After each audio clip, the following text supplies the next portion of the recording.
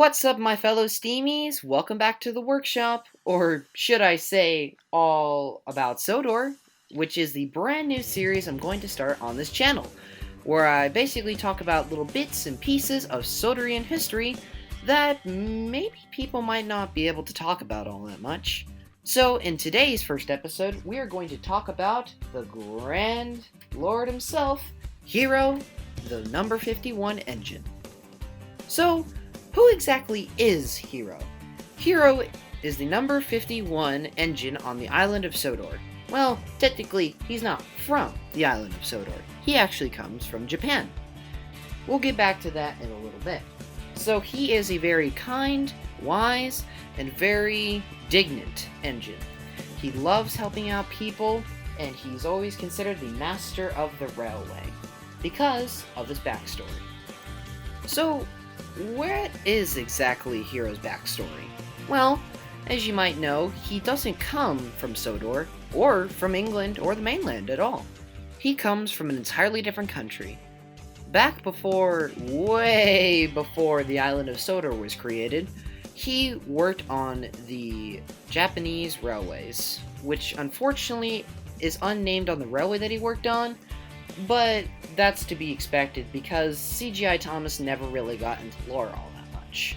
So he worked on Japan for many years, and they called him Master of the Railway. Until one day he was brought to Sodor to work on there, which literally makes absolutely no sense to the lore, because think about it, Edward and Thomas helped build the railway, but here the railway states that he was the one that helped build the railway. You can understand how confusing this can be. But he worked on Sodor for many years until unfortunately he slowly deteriorated over time and was left abandoned because they could not find the parts since he comes from another country. Until one day, Thomas rediscovers him, and he helps rebuild him along with all the other Steam team members. But unfortunately it doesn't go very well. So they decided to take him to the Steamworks, and bada bing bada boom, you got yourself a nice black elegant steam engine. And he soon goes back to Japan. But he does come back to Sodor a couple times. But now permanently resigns in Japan as of season 24. Hopefully, we can at least see some more content of him, but I highly doubt that with this new reboot series that they're doing. As you might all know, engines of Thomas and Friends are actually based on real-life engines. Like, for instance, Thomas is clearly based off a Brighton E2, Edward is based off of the old 440 design. Well, Hiro is no different. He is actually based off of a very strong Japanese engine, the JNR D51 class.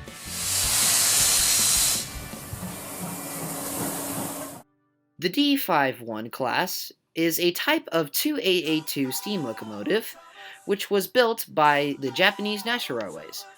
But on top of also serving on Japan, they also served in places such as Korea, Manila, and Taiwan. They were built between 1936 to 1945, and also from 1950 to 1951. Luckily, some are still in preservation to this very day. They are very strong, modern, black steam locomotives. If you want to check out more about these engines, I will leave a link to some research down below. But now, let's talk about merchandising. Now, when it comes to merchandising, Hiro is no different compared to the likes of Thomas or Percy. He has a lot of good pieces of merchandise, a lot of them from very old decades, however. Like, for instance, he has Take and Play and Take Along models. He also has Trackmaster and Tomy models, and also some Wooden Railway and Thomas Wood models. But on the other hand, these models are actually really well detailed and really well done. Especially the wooden railway and the Trackmaster. These guys have so much detail and leave a lot more to be desired than you might think. But besides from just being part of the merchandising table, he also takes part in some Day Out with Thomas events in the Uyghur Railway. which is a railway that has big Day Out with Thomas events. You can also find Thomas, James, and Percy, but Hiro is the main star of the show, which makes a lot of sense because, that's where he's from. But that's about it for today's video. I really hoped you enjoyed this, and I really hope to see you again soon for another All About Sodor. Next week, we take a look at some of the more Peel Godred electric lines.